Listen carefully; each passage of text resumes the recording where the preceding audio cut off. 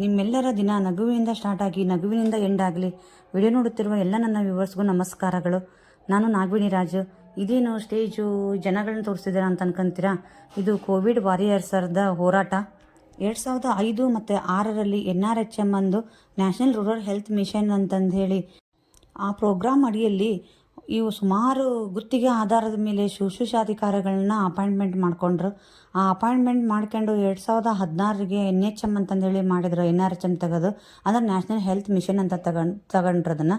ಅಂದರೆ ಅರ್ಬನ್ನು ಮತ್ತು ರೂರಲ್ಲು ಎರಡೂ ಕಡೆ ಮಾಡೋದ್ರಿಂದ ಅದು NHM ಅಂತ ಮಾಡಿದರು. ಅಲ್ಲಿ 2005ಇಂದ ಹಿಡಿದು 2025 ಸ್ಟಿಲ್ ಇಲ್ಲಿವರೆಗೂ ಆ ಗುತ್ತಿಗೆ ಶುಶ್ರೂಷಾಧಿಕಾರಿಗಳು ಗುತ್ತಿಗೆ ಮೇಲೇ ಇದ್ದಾರೆ ಹೊರತು ಒಂದು 15,000 ರೂಪಾಯಿ ಪಗಾರ ಇವತ್ತಿಗೆ. ಅಲ್ಲಿ 3,000 ರೂಪಾಯಿದಿಂದ ಅವ್ರಿಗೆ ಅಪಾಯಿಂಟ್ಮೆಂಟ್ ಮಾಡಿಕೊಂಡು 20 ವರ್ಷಗಳಾದ್ರೂ ಇವತ್ತಿನವರೆಗೂ 15,000 ರೂಪಾಯಿ ಪಗಾರ ತಗೊಂಡಿದಾರ.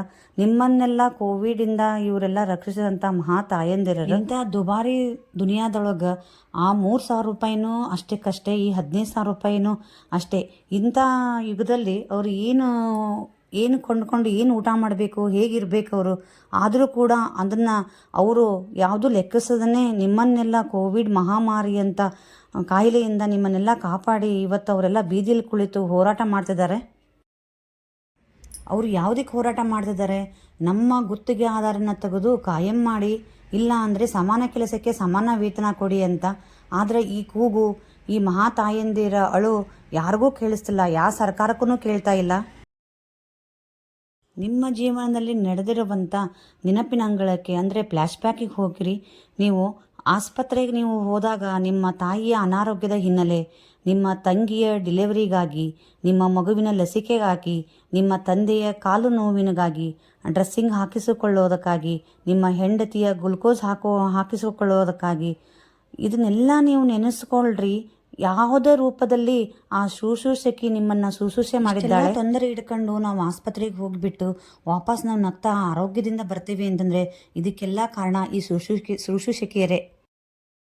ತನ್ನ ನೋವುಗಳನ್ನೆಲ್ಲ ಮರೆತು, ತನ್ನ ನಿದ್ರೆಯನ್ನು ಮರೆತು, ತನ್ನ ಮನೆ, ತನ್ನ ಸಂಸಾರ, ತನ್ನ ಮಗು, ತನ್ನ ಗಂಡ, ತನ್ನ ಅತ್ತೆ, ತನ್ನ ಅಮ್ಮ ಅಪ್ಪ ಎಲ್ಲರನ್ನೂ ಮರೆತು ರಾತ್ರಿಯೆಲ್ಲ ನಿದ್ದೆ ಇಲ್ಲದೆ ನೀವು ಆಸ್ಪತ್ರೆಯಲ್ಲಿ ಆರೋಗ್ಯದಿಂದ ಮಲಗಿದಾಗ ಅವಳು ನಿಮ್ಮ ನಿದ್ರಿಸುವುದನ್ನು ಅವಳು ತೃಪ್ತಿಯಿಂದ ಕಾಣ್ತಾಳಲ್ಲ, ತನ್ನ ನಿದ್ದೆಗೆಟ್ಬಿಟ್ಟು. ಇಂತಹ ಶುಶ್ರೂಷಕಿಯರಿಗೆ ಕೇವಲವಾಗಿ ಯಾವುದೋ ಸೌಲಭ್ಯಗಳಿಲ್ಲದೆ ಬರೀ 15,000ಗೆ ಈ ಜೀತ ಪದ್ಧತಿಯಂತಹ ಗುತ್ತಿಗೆ ಆಧಾರದ ಮೇಲೆ ಕೆಲಸ ಮಾಡಿಸ್ಕೋತಿದ್ದಾರೆ ಅಂತಂದರೆ ನಾವು ಸರ್ಕಾರದವ್ರಿಗೆ ಹೇಳಬೇಕು, ಅಥವಾ ನಾವೆಲ್ಲ ಶುಶ್ರೂಷಕಿಯರು, ಆ ಕಷ್ಟಪಟ್ಟ ಶುಶ್ರೂಷಕಿಯರೆಲ್ಲ ಅವರು ನತದುಷ್ಟರು ಅಂತ ಹೇಳಬೇಕು. ಏನು ಹೇಳಬೇಕು ಅಂತ ನೀವೇ ಕಮೆಂಟ್ ಮಾಡಬೇಕು. ಹಾಗೆ ಅಂಥ ಮಹಾಮಾರಿ ಕೋವಿಡ್ನಂಥ ಕಾಯಿಲೆ ಇದ್ದಾಗ ನಮ್ಮ ಮನೆಯಲ್ಲಿ ನಾವೇ ಒಬ್ರಿಗೊಬ್ಬರನ್ನ ನಾವು ಮುಟ್ಟದೆ ನೋಡದೆ ಇರೋವಂಥ ವೇಳೆಯಲ್ಲಿ ಕೂಡ ಇವರೆಲ್ಲ ನನ್ನವರು, ನನ್ನ ಅಣ್ಣ ತಮ್ಮಂದಿರು, ನನ್ನ ಅಕ್ಕ ತಂಗಿಯರು, ಇವರೆಲ್ಲ ನನ್ನವರು ಅಂತಂದು ಹೇಳಿ ನಾವೆಲ್ಲ ಅನಾರೋಗ್ಯದಿಂದ ಇದ್ದಾಗ ಶುಶ್ರೂಷೆ ಮಾಡಿ ತಮ್ಮ ಅನಾರೋಗ್ಯದ ಬಗ್ಗೆ, ತಮ್ಮ ಫ್ಯಾಮಿಲಿ ಬಗ್ಗೆ ಚಿಂತಿಸದೆ ಹಗಲು ರಾತ್ರಿ ನಿದ್ದೆಗೆಟ್ಟು ಅಂತಹ ಕೋವಿಡ್ ಕಿಟ್ಗಳನ್ನೆಲ್ಲ ಹಾಕ್ಕೊಂಡು, PP ಕಿಟ್ಗಳನ್ನೆಲ್ಲ ಹಾಕ್ಕೊಂಡು ಅವರು ಕಷ್ಟಪಟ್ಟು ತಮ್ಮ ನಿದ್ದೆ, ತಮ್ಮ ಎಲ್ಲವನ್ನೂ ಮರೆತು, ತಮ್ಮ ಆಸೆಗಳನ್ನೆಲ್ಲ ಮರೆತು ನಿಮಗಾಗಿ ಹೋರಾಡಿ ಅಂತಹ ಕೋವಿಡ್ ಲಸಿಕೆಗಳನ್ನೆಲ್ಲ ಕೊಟ್ಟು ಅಂತಹ ಮಹಾಮಾರಿ ಕಾಯಿಲೆಯಿಂದ ನಿಮ್ಮನ್ನು ಪಾರು ಮಾಡಿದ ಅಂತಹ ಶುಶ್ರೂಷಕರು ಇವತ್ತಿನವರೆಗೂ 15ರಿಂದ 20 ವರ್ಷಗಳಾದರೂ ಅವರು ತೆಗೆದುಕೊಂಡ ಅವರ ವೇತನ ಬರೀ 15,000. ಅಂಥವರನ್ನು ನಾವು ಅಷ್ಟೊಂದು ನಮ್ಮನ್ನು ಅಂಥವರನ್ನು ನಾವು ಇವತ್ತು ಬೀದಿಯಲ್ಲಿ, ರಸ್ತೆಯಲ್ಲೂ, ಬಿಸಿಲು ರಾತ್ರಿ ಅನ್ನದೇ ಅವರನ್ನು ಹೋರಾಟಕ್ಕಾಗಿ ಅಲ್ಲಿ ಕೂಡಿಸಿದ್ದು ನಿಮಗೆ ಇದು ಸರಿಯೇ?